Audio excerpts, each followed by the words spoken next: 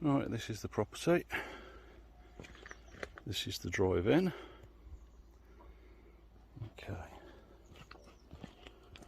Right. Remember this here, because this is where we're putting the pipe in. Originally, the septic tank is on that side of the hedge, and we're moving it over to that side of the hedge. So as you go through this little walkway here, there it is.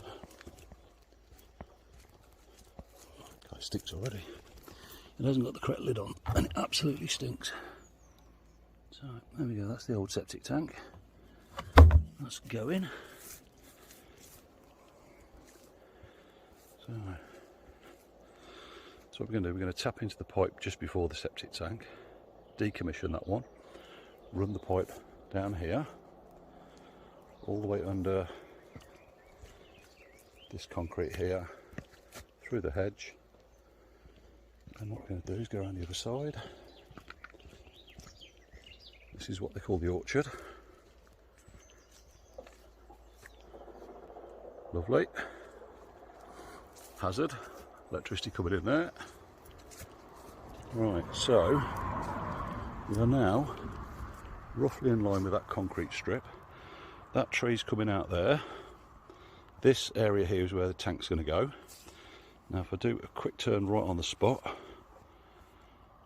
that there is where the old septic soakaway went to. And this is where the ground has become all boggy and horrible, because it's just all clogged up, and you're probably not going to pick this up on video, but it's absolutely sodden around here. So what we're going to do, we're going to move the septic tank from where it is here over to there. I've just done 3 test holes. Test hole number 3, test hole number 2, which is flying, and test hole number 1.